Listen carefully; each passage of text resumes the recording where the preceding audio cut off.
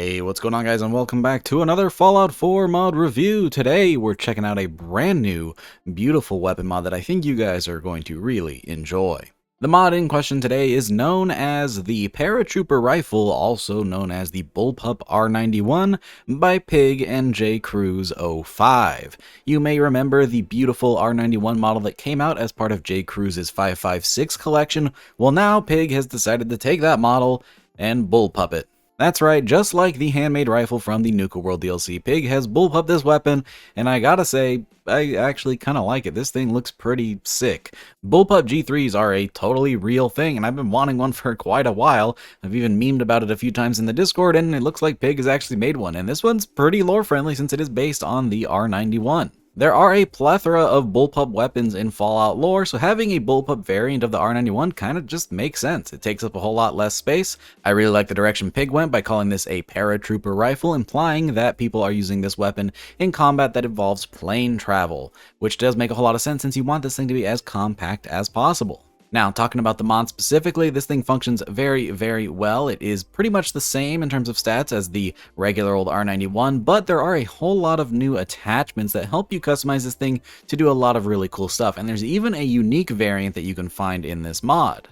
If you want to get your hands on a Paratrooper rifle, all you have to do is go and search anywhere you find gunners, as this thing does start spawning after level 10 on the gunner leveled list, and only gunners. Since this is a pretty militaristic rifle, it's not likely you'd see this in the hands of every common raider. Now, on top of the regular leveled list, like I said, there is a unique variant, and if you want to find that thing, there's actually a newly added dungeon in this mod, a pretty short one, but it does add a new place to explore with new enemies, and of course, the unique variant.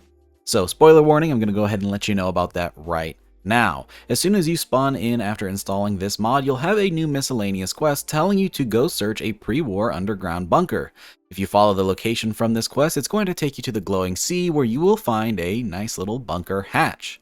Head inside and you'll be greeted with a new little dungeon filled with a bunch of gunners. In my experience, there was actually a gunner wearing power armor, and some of them had some pretty beefy weapons. In here, you're going to need to search for a plethora of keys. There are a bunch of locked doors and keys that go to each one. And once you open one locked door, you'll find the key to the next. Simply solve this little puzzle. It is pretty easy, and you'll be able to find a terminal that will unlock the final door where you can grab the Infiltrator unique Bullpup R91. Alright, back to the main stuff about the mod. There are a couple more details here. This mod does of course come with custom animations. It is a bullpup weapon, so it's gonna need those. It actually makes use of War Daddy's AUG animations, and I have to say they look pretty good on this weapon. One other final little detail about this mod that's pretty interesting is it actually features a handful of skins and paints that you can apply at the weapons workbench, which were not present in the original R91 mod, so Pig has actually gone the extra mile in offering some extra customization for this variant. Alright, I think that covers just about all of the basics. Let's go ahead and take this in-game and start checking out some of its finer details, starting off with its stats. Alright, so here we have the short Paratrooper rifle, the most basic configuration of this weapon, and I gotta say, the model for this looks amazing. It even comes with a nice little foregrip, decked out in wood furniture. Altogether, this is a really cool, lore-friendly design that I just adore.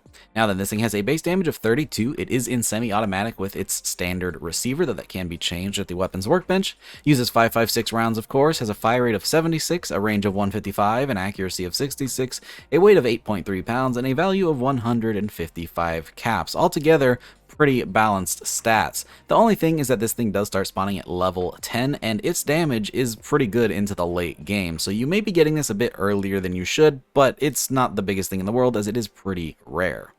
Now, we also need to talk about the stats of the unique version of the R91 Bullpup known as the Infiltrator. This thing has the legendary effect that ignores the target's damage and energy resistance, giving it some nice armor penetration, and it is by default chambered in 10mm. As you can see, it has a nice little SMG magazine here. This is the exact configuration it will look like when you find it, and I have to say, it looks really, really cool. Now then, let's talk animations, as this thing does boast some custom animations. Let's go ahead and show off that cool War Daddy AUG reload, as it looks really, really good on this thing.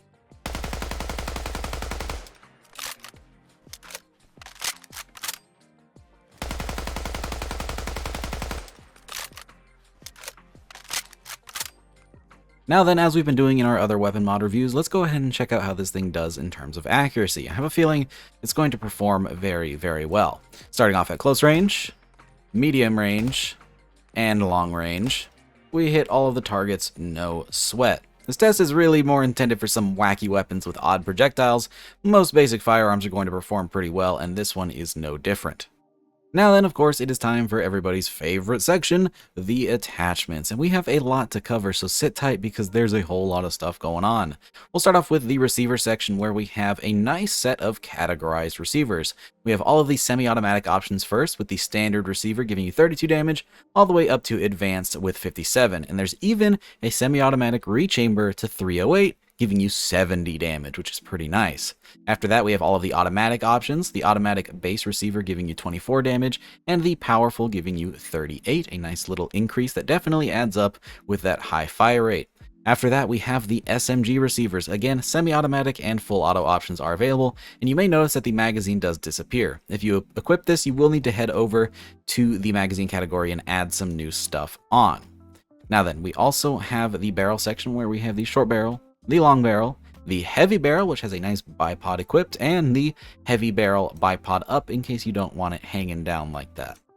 We also have a stock section where we have some really cool options. We have the basic standard stock, the recoil compensating stock, which adds a nice little butt pad.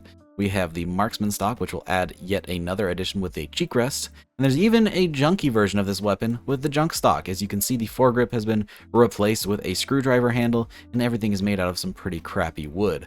I have to say, I quite like that a good bit.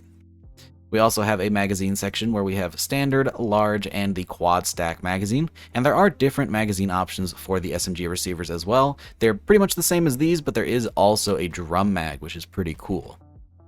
For the scope section, we have a whole bunch of stuff. We have iron sights, a reflex sight from the Westech Optics pack, as well as the hollow sight from the same pack. We also have a carry handle with a built-in reflex sight, which is pretty cool. We have the combat scope, which is the ACOG from Westech Optics.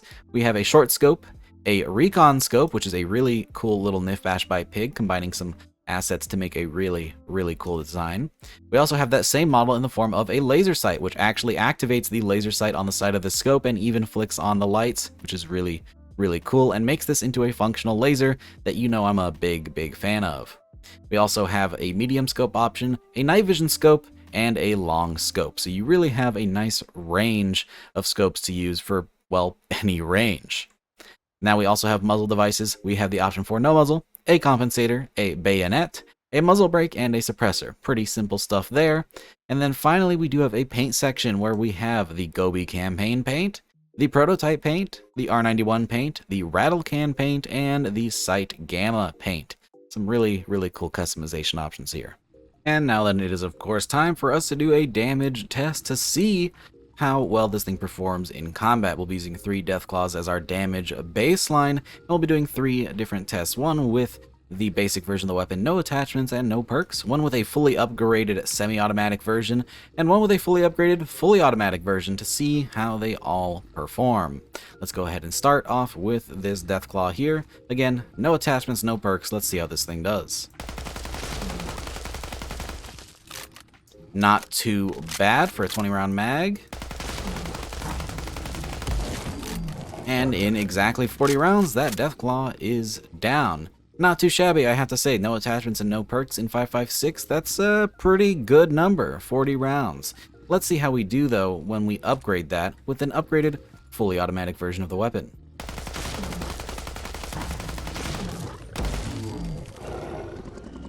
And we got that in about 28 shots with a 50-round magazine. I believe that is correct. So a nice little increase, not something too crazy, but when you start stacking on your commando perks, it will definitely be noticeable in the late game. Now then, let's see how we do the fully upgraded semi-auto version. This should pack quite a punch as we are using the 308 upgrade.